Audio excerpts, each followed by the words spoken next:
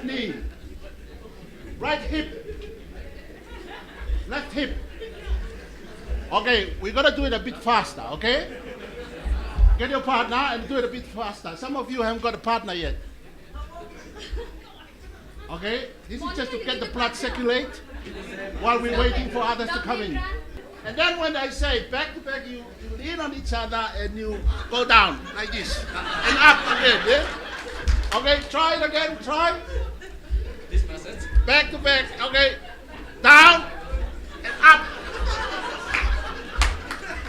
She's not leaning very kindly. She's kind of afraid. Anyway, one more time. Right hand, left hand, right shoulder, right hip, left hip, right cheek, left cheek, and a big hug.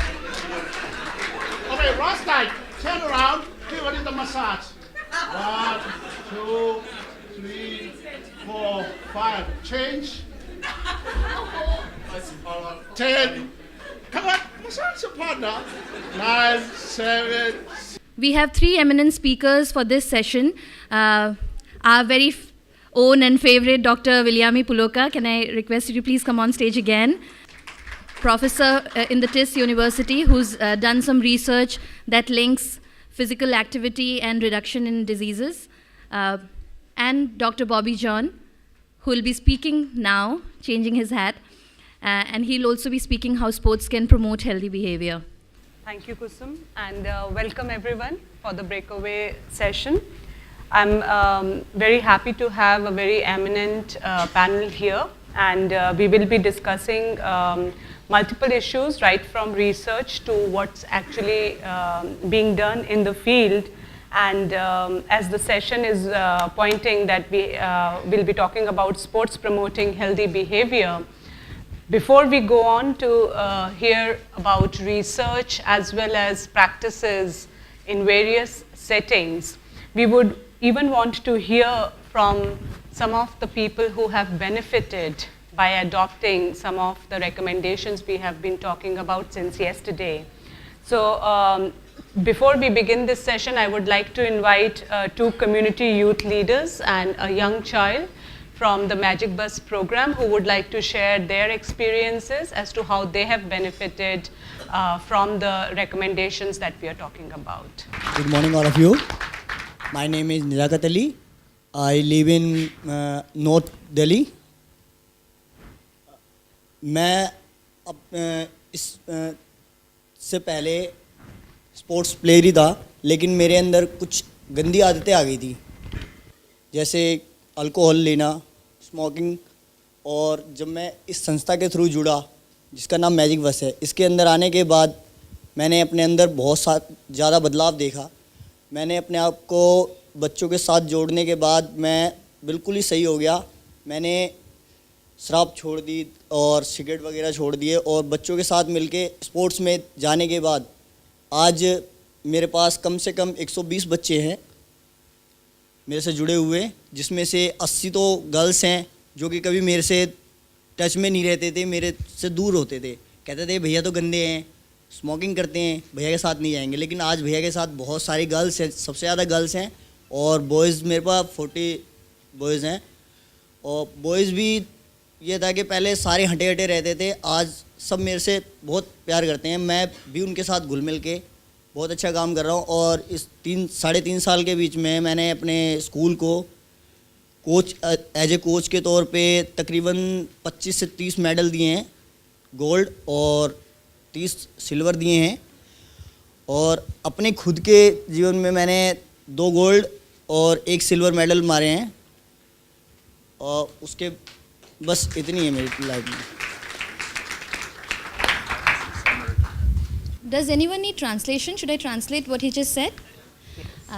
Okay, so he said he is a sportsman, and he used to play state level sports, national level sports, and he got into alcohol and drug and smoking, and he was not looked up well in the community. And after he came to know about Magic Bus program, he came into the program, and first he started by changing his own behavior. gradually he quit alcohol, he quit smoking, and now he's in the last 3.5 years he's been able to work with 120 children, out of which 80 are girls. And initially no girl would ever come and talk to him because he was looked at as a bad guy in the community, not someone who should be talked to.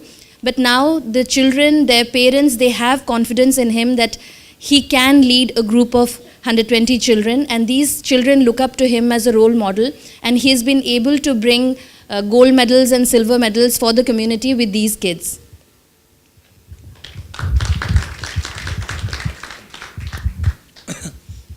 सबको मेरा नमस्कार, और senior को और क्या कहते हैं madam को, सर को।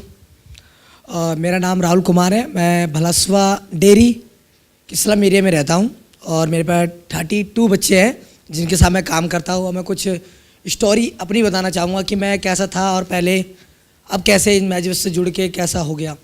बढ़िया, आप देख ही रहे हो। बात यह है कि मैं जब 15 साल का था तो काफ़ी 15 साल में हम जैसे काफ़ी मैं लड़ाई झगड़ा, क्राइम, ये सब में काफ़ी, और ड्रग, ये दारू हो गया, ये सिगरेट हो गई, दोस्तों के साथ पीना और लड़ाई झगड़ा और दूसरों को मारना, बस यही काम था हमारा, क्योंकि हमें मालूम नहीं था कि हम किस तरफ बढ़ रहे हैं। और बात यह कि मैं फिर स्पोर्ट्स में नहीं था, फिर भैया ने मुझे रास्ता दिखाया कि जो तू लड़ाई झगड़े में और ये फालतू चीज़ों में वेस्ट कर रहा है उसे स्पोर्ट्स में ज्वाइन कर। फिर मैं फिर फुटबॉल में गया, पर वहाँ पे भी पैसा बहुत कुछ मांगते हैं, और क्रिकेट में भी गया, उसमें भी पैसा बहुत कुछ मांगते हैं। फिर मैंने एक कैकिंग आपने सुना होगा, वाटर स्पोर्ट्स गेम वो होती है, उसमें मैंने ज्वाइनिंग किया, और फिर मैंने दिल्ली स्टेट में एक गोल्ड एक सिल्वर मारा। और उसके बाद हम इस टाइम MP खेलने भी गए थे, तो वहाँ पे हमारे दिल्ली के 11 मेडल लगे हैं नेशनल में। और बस, और यही कहना चाहूँगा। और अचीवमेंट यह है कि मेरे पास 32 बच्चे हैं, और मैं वो बच्चे काफ़ी कबाड़ा बीनते हैं, जो रोडों पे कुछ लोग भीख भी मांगते हैं और कुछ कबाड़ा बीनते हैं, उनको मैं बुला के अपने घर से उनको बुला के उनको अच्छी सी आदतें सिखाता हूँ। जैसे बहुत बच्चे कबाड़ा बीनते हैं, नाले में हाथ मारते हैं, वो हाथ नहीं धोते, जैसे धोना, हाथ नहाते नहीं है और साफ़ सुथरा नहीं रहते, पर उनको इतनी बेशक कपड़े नहीं है, पर उनको मैंने इतनी अच्छी आदतें सिखा रखी है कि वो बेशक कपड़े वही हैं, पर वो नहा धो के फ्रेश होके साबुन से हाथ धो के खाना खाते हैं, और अच्छी अच्छी आदतें सीखते हैं। गाली गलौज बहुत करते हैं, और कुछ लोग तो स्मैक और सिगरेट हो गया, और बस यही। Thank you. This is Rahul. He is a community youth leader in the Magic Bus program. He comes from the Bhalaswa Dairy slum community. He shared his life story. Till he was 15 years old, he had gotten into antisocial activities and crime and beating up people in the community and getting into fights. And he got into gambling, and whenever there was something negative to be done in the community, all the friends would get together and get into some trouble somehow. And then one day he saw his youth mentor Nirmal take the sessions in the community, and he was excited while he was playing cards and gambling with his friends, and he saw that there's something else happening in the community, and he was intrigued by it. And then Nirmal called him, and then he asked him to come and join the Magic Bus program, and he told us about his journey from being that person who was involved in alcohol, smoking, gambling, crime in the community, to becoming a person who is now looked up as a role model. Due to lack of money, he couldn't get into the elite sports, and finally he got into kayaking and canoeing sports, and he's won medals for the state in the state and national level sports. That's his journey. Thank you, Rahul. Thank you, Riyasat. Can I also invite Arjun, who is a child in our Magic Bus program. His journey is still on. There are more miles to be achieved. Can you come and share your story till now? Good morning सभी को। मेरा नाम अर्जुन है और मैं 9th class में पढ़ता हूँ। आई लिव इन मदनपुर खादर, और मैं अपनी मैजिक बस से जुड़ने से पहले अपनी ज़िंदगी के बारे में बताना चाहता हूँ। पहले मैं स्कूल तो जाता नहीं था, मैं स्कूल के बहाने डैम पे चला जाता था, और वहाँ पर नशा करता था। मैं बीड़ी पीता था, सिगरेट पीता था, तम्बाकू खाता था, और अल्कोहल, भोला, और गुटखा और पान ये सब खाता था और मैं कभी स्कूल जाता ही नहीं था और ना मम्मी पापा की बात मानता था। इधर उधर अपने दोस्तों के साथ कहीं भी जाकर मतलब नशा करता था। एक दिन मेरे ट्यूशन में कोचिंग सेंटर में ये भैया खिला रहे थे, मोहन भैया और रवि भैया, तो मैं उनको देख रहा था बार बार गौर गौर से। तो मोहन भाई ने बोला कि तुम हमारे साथ खेलोगे? तो पहले मैंने बोला नहीं, उसके बाद फिर मैंने बोल दिया था हाँ मैं खेलूँगा। तो मैं खेलता गया, मुझे बहुत मज़ा आ रहा था। तब उसके बाद मोहन भैया ने बोला कि तुम्हें संडे को गैस प्लांट में भी खेलने आना है, तो मैं वहाँ पर भी जाने लगा रोज़। तो मैं खेलता था फुटबॉल और हैंडबॉल, तो मैं बहुत जल्दी हाफ जाता था, थक जाता था। तो मैंने मोहन भाई को बोला भाई मैं थक के जाता हूँ। तो उन्होंने बोला तू क्या करता है? तो मैंने अपनी सारी बात बताई, तो उन्होंने समझाया ये सब गलत बात है, ये सब नहीं करना चाहिए। तो उन्होंने रिस्पॉन्सिबिलिटी दी मुझे एज अ कप्तान ऑफ हैंडबॉल टीम। तो मेरे को अपने बच्चों को सिखाना भी था और उन्हें ट्रेन भी करना था। और हमारे कम्युनिटी में एक टीम है जो कि 5 बार टूर्नामेंट हुए हैं और वही हर बार जीत कर गई है, तो इस बार हमें जीतना था। तो हम लोगों ने एक टीम, मतलब मेरा कॉन्सेंट्रेशन पूरा उस टीम पर था, ना कि अल्कोहल या फिर उस पर पता नहीं एकदम से ही सारा कुछ छूटता गया, पता नहीं चलता गया खेल में। और हमने उस टीम को भी हरा दिया जिसने 5 बार मेडल मारे थे हमारी कम्युनिटी में, और इस बार हमारे नाम हुआ था वो मेडल। और हम मैच जीते थे, तो हम लोग नेहरू स्टेडियम भी गए थे जहाँ पे हम सेलिब्रिटीज़ और क्रिकेटर्स से मिलकर आए थे। और मोहन भाई हर एक खेल के बाद उसके लाभ और एक चीज़ बताते कि हमें जेंडर का फ़र्क नहीं करना चाहिए, कभी नशा नहीं करना चाहिए, खेल को अच्छी तरह खेलना चाहिए, हर जने को पार्टिसिपेट करना चाहिए और किसी से चिढ़ना नहीं चाहिए अगर वो गोल वोल करता है। तो हमने इसी बात को ध्यान रखा। लेकिन मुझे अभी भी पता है जब खेलने में नशे की आदत छूटी थी, तो एक मेरी गली में एक डेथ हो गई थी, वो भी नशे के कारण। तो मेरे को अब महसूस होता है कि हाँ अच्छा हुआ मैंने छोड़ दिया।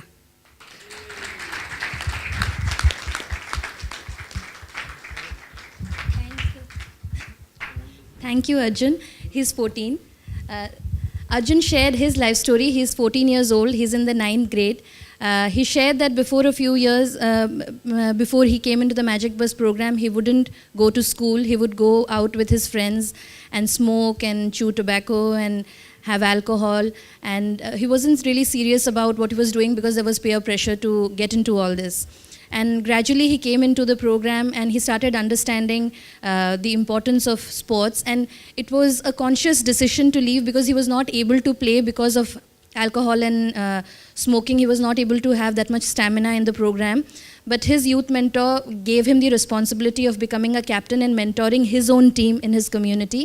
And he started his own team in the community, due to which he gradually gave up alcohol and tobacco abuse.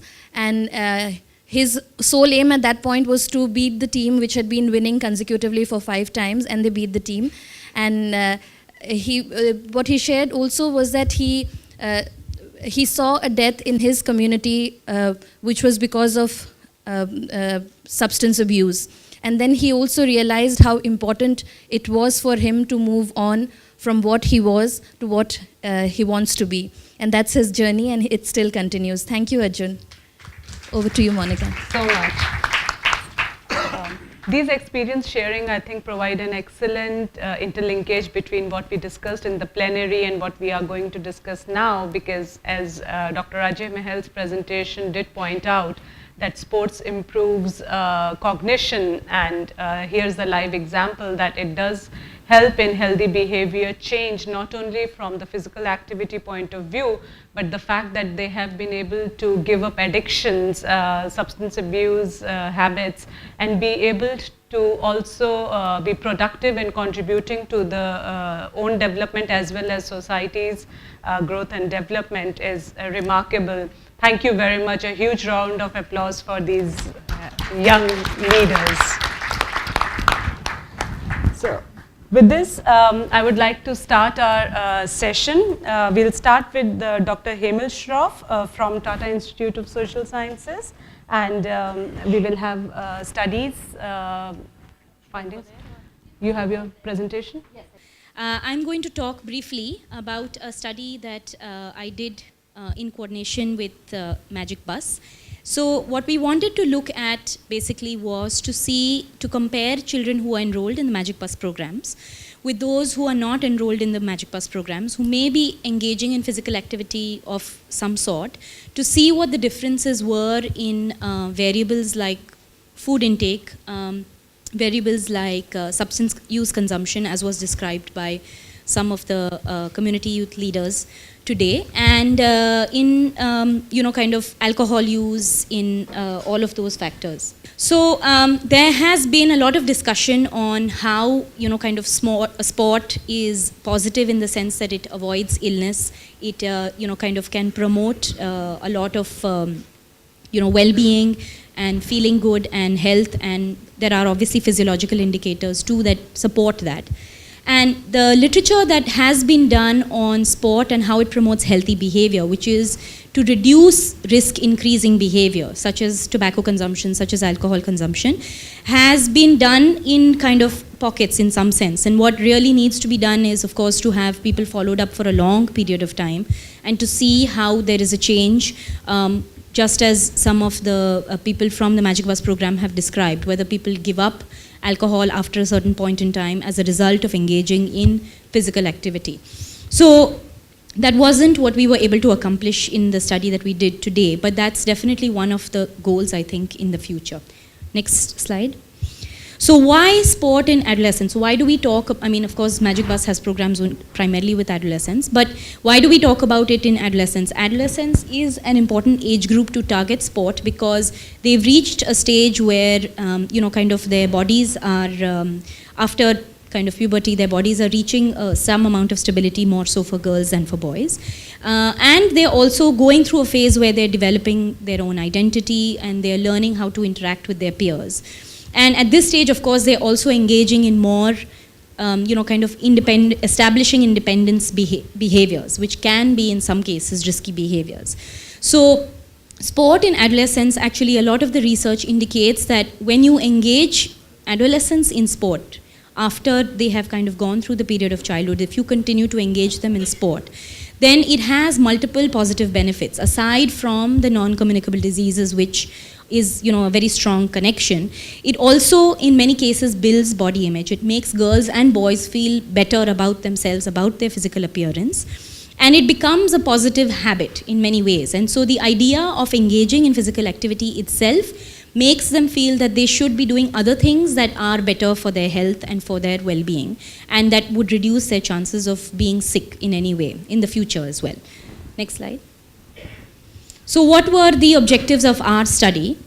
One was we wanted to look at the play patterns of the children, both the ones engaged in the Magic Bus program as well as the ones not engaged in the Magic Bus programs.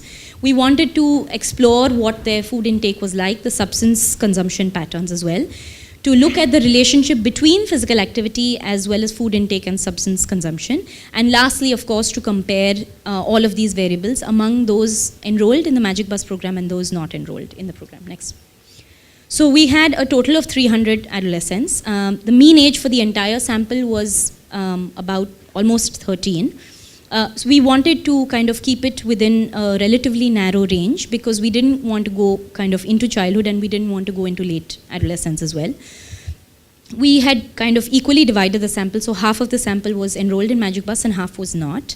There were fewer girls, but this division was kind of roughly the same between the two groups that we had. So there were fewer girls in both the Magic Bus program as well as the non-Magic Bus program. And we had 3 sites, Maharashtra, Andhra Pradesh and Delhi. Next slide. So what were the things that we looked at? We looked at tobacco use, but we didn't just ask them about current consumption. What we did is we asked them if they had ever tried any kind of tobacco product. We asked them if they had tried it, for how long they had tried it, how much they had tried it. Then we asked them about current use. We did the same thing with alcohol. We asked them, have you ever tried alcohol? How long did you try it for? And then we asked them about current use.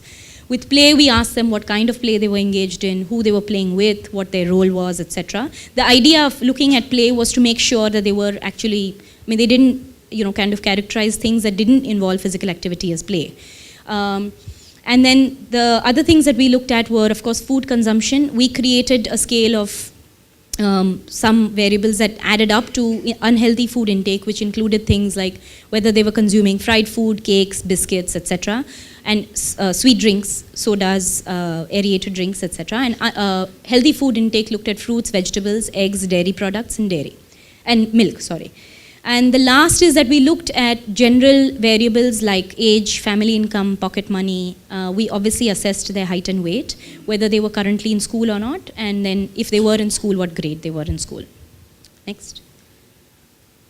So what did we find? I'll kind of go objective by objective. What we found was that 264 of the adolescents were engaged in some group physical activity.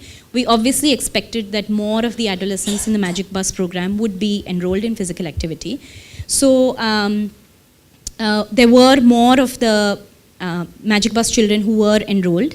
And what we found was also that we calculated the amount of time that they spent on the Magic Bus physical activity. So for the Magic Bus children, it was 528 minutes weekly that they spent on some activity. And for the non-Magic Bus children, the mean value was about 348 minutes that they spent weekly. But there was a lot of variation. There were some children who were spending a lot less. So you can see that the standard deviation values are actually quite high as well. Next. And this is just to give you an idea of who they played with and what their roles were. So, kind of what they played. They ended up, most of them described that they were playing with friends. Some of them described their community youth leaders as people that they were playing with. And the other highest category was just other children. The games that they did end up playing were, for the most part, cricket was the highest. And a lot of them use the word players or that they were members. So the chances are that they were playing football or kho-kho or something like that, although they didn't specify that. Next. Then we looked at alcohol consumption. What happened was that when we started asking about these, we found that the number of children who actually reported ever trying alcohol was quite small, and so we weren't able to do a lot of analysis with that variable. But we did find that there was a total of 7 children who had ever tried alcohol, and out of these only 3 reported current use of alcohol. Most of them had only tried it once. Among those who are currently consuming alcohol, the frequency of use was only 1.5 days a month. And there was no significant difference between the Magic Bus and the non-Magic Bus children in the alcohol consumption variables, either in terms of ever trying it, in terms of frequency, in terms of duration, in terms of current use. There was no real difference. Next. Tobacco was actually a little more interesting because we had many more children who reported ever trying tobacco products, so 50 in total. And how much they had tried it, the average duration was actually 2 months. So they had tried it for more than 1 month, and the average duration was 2 months. More Magic Bus children had ever tried tobacco than those not enrolled in the Magic Bus program. So you had 39 who had ever tried it from the Magic Bus program and 11 from the non-Magic Bus program. Next. But when we looked at current use, there were a total of 19. And in this case, when we looked at current use, that the difference that was there between the Magic Bus children and the non-Magic Bus children was no longer present. Because what had happened was that at some point they must have ever tried to have tobacco in some form, but then that didn't translate into them currently using it necessarily. So then the difference for both smoked and smokeless tobacco became 4 versus 3 for Magic Bus and non-Magic Bus, and 10 versus 8 for Magic Bus versus non-Magic Bus. Next. And so you can see the graphs. The top graph is the one that talks about tobacco use. So you can see the huge change for Magic Bus children. 39 of them, like I said, had ever tried tobacco. And then when you ask about current use, it was down to 11. And then when you look at the non-Magic Bus children, the values remain roughly the same. So that's just to support some of the things that have been shared earlier. The same was true for alcohol consumption. Like I said, we had 7 children from Magic Bus who had tried alcohol, and then in terms of current use, it had dropped down to, kind of 2. And among non-Magic Bus children, again, it remained roughly the same. Next. The last thing we looked at in terms of substance consumption was inhalant use. We had to be a little bit careful about how we asked about this because we did not obviously want to put ideas into their heads. So we asked as, kind of generally as we could about whether they used any product to change their mood, to improve their mood. And they used words like gul or solution to describe the products that they were using. 5 children reported ever trying inhalants, 3 reported current use. And the ones who reported current use stated that they had been using it for 2 months. There, of course, with such a small sample, it was really unlikely that we were going to find significant differences. But in terms of sheer numbers, there were actually more non-Magic Bus children who were using inhalants currently. But the difference was just 1 child, so there was nothing significant. The last thing we looked at was food consumption. Healthy food intake was roughly the same for the children enrolled in both programs. But unhealthy food intake was much higher for the non-Magic Bus children. So therefore, the children enrolled in the Magic Bus programs ate less unhealthy food. Next.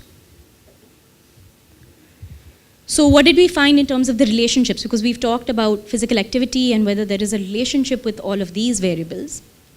Engaging in physical activity was positively related with both healthy and unhealthy food intake. So it's possible that, of course, just engaging in physical activity makes children and adolescents more hungry. So they just eat more in general. Because we found the differences between the Magic Bus program children and the ones not enrolled, it's the positive idea behind this, of course, is that even if they are eating more in general, they are eating more of healthy food and less of unhealthy food. There was no relationship between physical activity and substance use because, as I described, the numbers were too small for us to find any kind of significant relationship. Next. So just to summarize, what we did find was that the children not enrolled in the Magic Bus programs ate more unhealthy food. More children from the Magic Bus program had attempted using tobacco or had consumed it in some form. But the current number of current users was not very different between the 2 groups. The pattern of use in tobacco was found to be similar as that for alcohol. And the number of adolescents who had ever tried inhalants and those currently using them were approximately the same. Like I said, there was just 1 more child in the non-Magic Bus programs. Based on this, what do we conclude? There is a connection, definitely, between engaging in physical activity and other health-related behaviors. Engaging in physical activity helps individuals make better choices in terms of not engaging in substance abuse and eating better.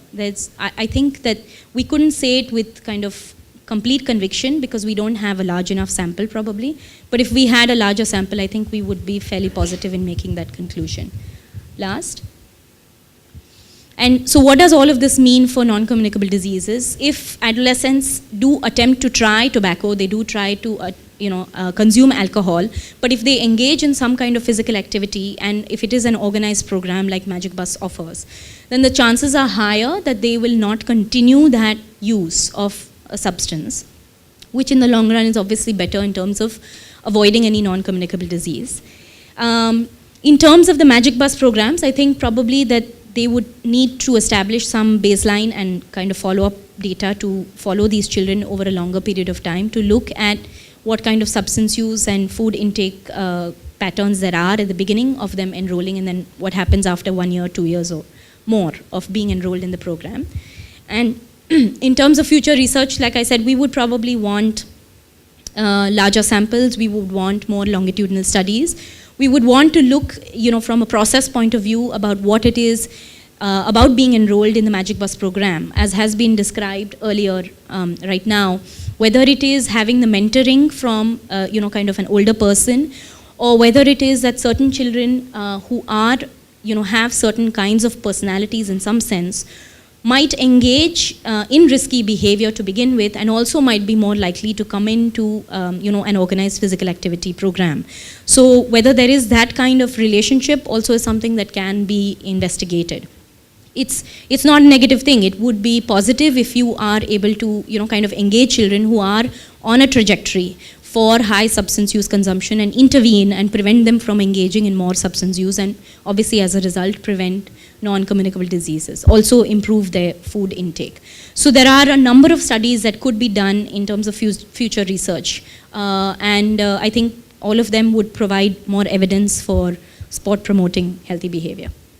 Thank you. I would like to invite Dr. Puloka to share his views about how youth and sports can help by promoting sports among youth and avoiding the NCDs in their later lives. Thank you very much. And I see you're not smiling. You know, someone said today that physical activity improves your beauty. And it's because when you smile, you stretch those muscles, those wrinkles. So, can you smile to the person next to you? Thank you. I think this is really, I only have three things that I want to leave with you. Is a thought that I want to drop in for us to discuss. The first one is that big is beautiful. FAT is not. Someone just asked me during morning tea, you come from a country where you have very big people and they are good rugby players. We have rugby players in France, in England, in the All Blacks, in the Australian team. You go to any country, you'll find a Tongan there, even though we're a very small population. And he said to me, if you are, you surely those rugby players, their BMI are way over. And it's a fact. You know, the All Blacks, the best rugby team, or one of the best rugby team, next to Tonga, all the players are obese by BMI. My message really, if you have a scale, you go home today and throw it away. You do not do physical activity to lose weight. That's a wrong motive. And it will give you headache. Because the scale doesn't tell you exactly your health. Actually, the inner fat, if you weigh, the best way is that, like me, the size of my belt, or the size of my trousers is a better measure of my health rather than what's the scale. The scale is go up and down. So, the size and shape is not very, very important when it comes to health. I mean, it matters, but these educated guys will tell you more details about it. But my point is, you see how well your clothes fit you. You step on the scale and you still have the same weight, or even heavier. Because the fitter you are, you lose the water, and then you burn the fat, and you develop the muscles, and the muscle is heavier than the fat. Thus, all the rugby players are obese by using BMI. So, I'm just message to you, don't worry too much about what the scale is telling you. Throw away your scale. You know how well your shirt fits, and even though the scale. So, that's my message number one. Don't worry about the size and shape. Message number two that I want to leave with you is that someone said, I don't know who said this one, but he said it's physical activity or whatever you do, what is important is the life that adds to the years rather than years that add to life. It's quality, not quantity. If you want to exercise because you want to live long, that's a wrong motive. Actually, you may not want to live long. Life is pretty rough. Maybe you don't want to live long. But if you live a short life, but full life, quality life, that's what we should aim for. The last point that I want to mention, I want to encourage all of you to be selfish. I know it's against the Bible and all the teaching, but I think you cannot begin to love your wife, your loved ones, your children, or somebody else unless you love yourself. We find it in our work in the Pacific, trying to encourage people. The lady was just touched about the body image. One of the most depressing things, and it's causing people to go to the extent and do something ridiculous because they want to look beautiful. I'm encouraging you, yes, it's okay to look beautiful in the outside, but what is the inside is really what matters, because that's where it will spring out. It will motivate you to and it will direct you to do the right thing. So if you're thinking that you are, as a youth, of course, you know, there's all in a sudden there's hormones and chemicals and things. You don't know what happened and you behave like crazy, you know, when you see a young lady or when you see a young man. That's natural and that's okay. And I'm not talking about that. But I'm talking about the fact that if you are using physical activity just to look beautiful, you might end up in a very...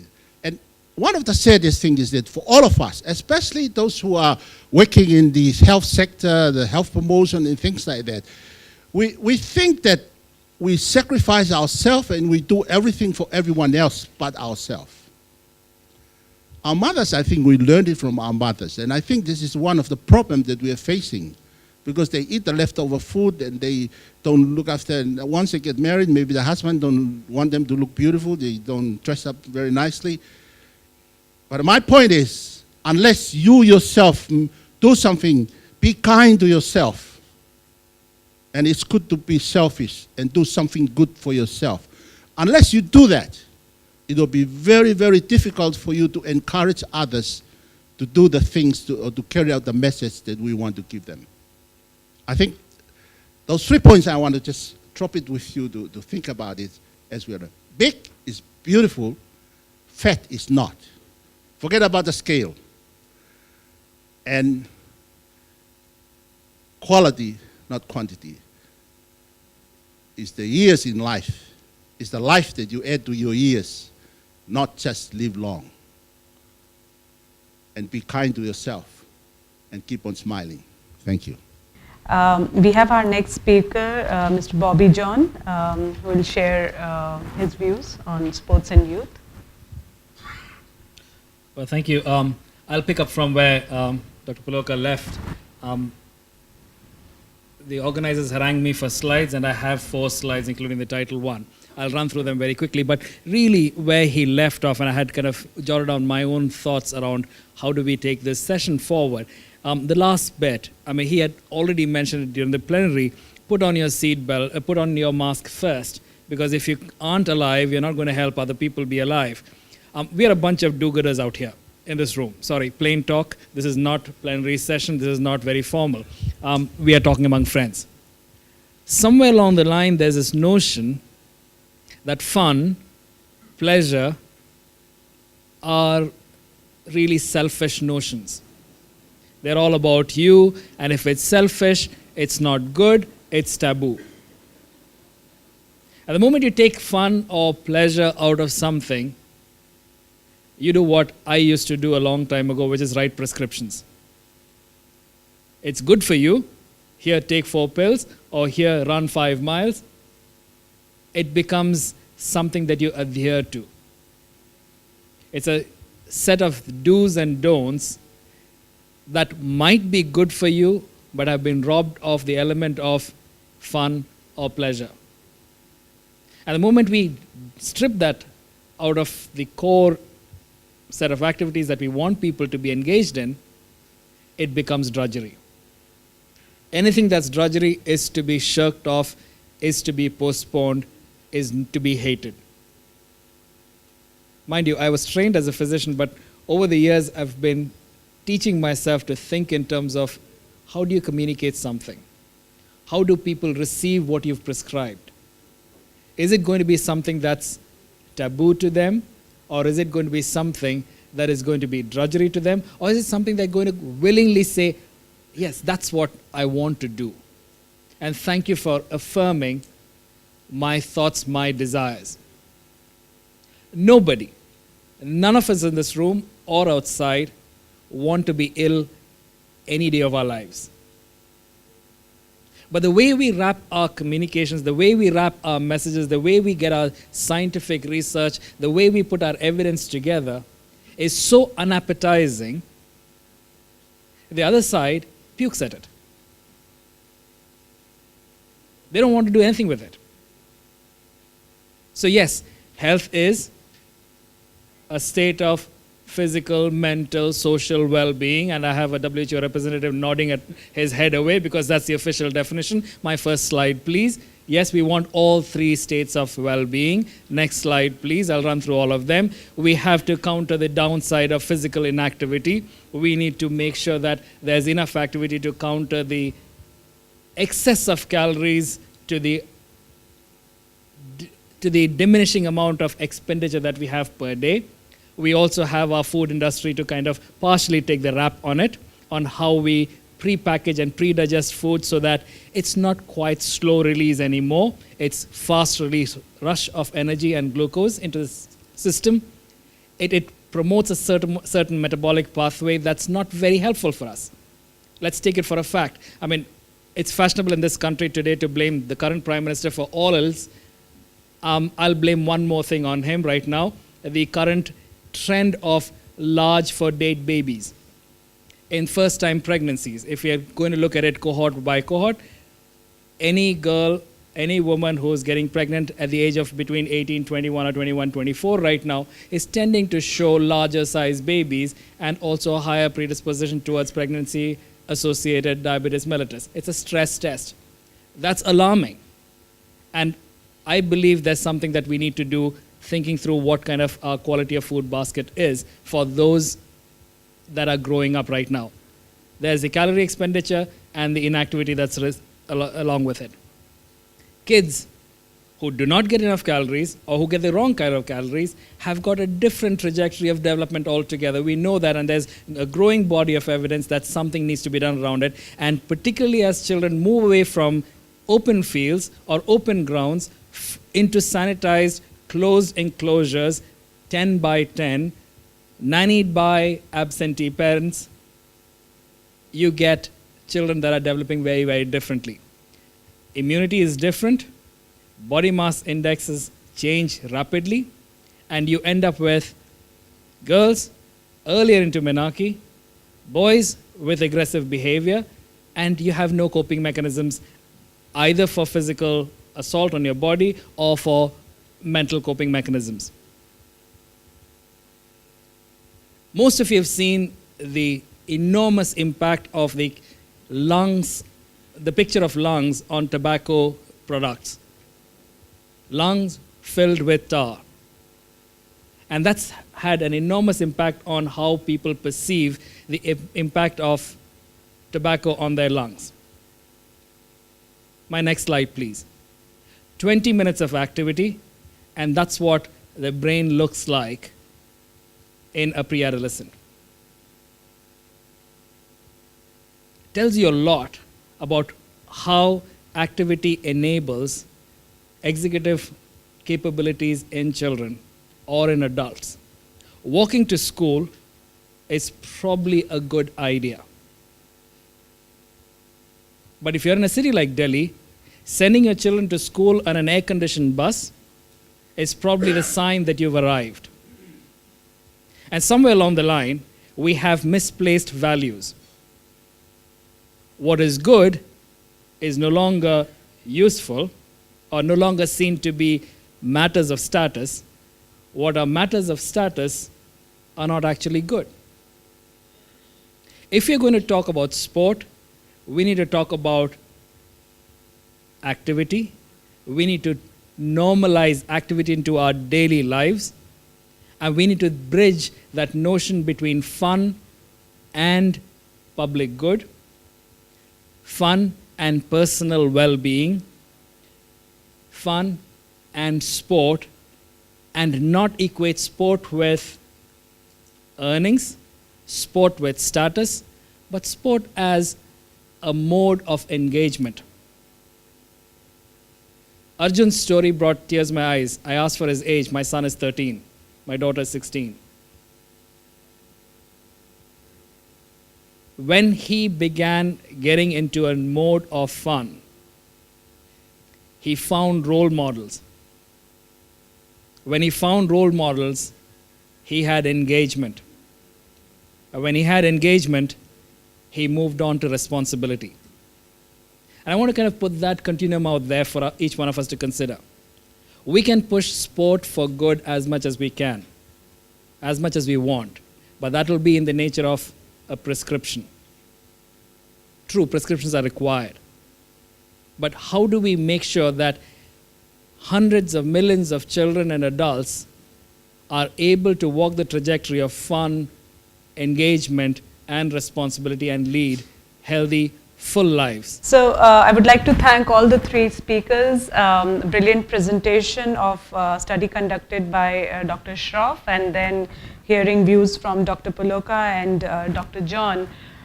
We would like to also talk a bit about that we don't need research and evidence for moving every bit on the recommendations. Some things are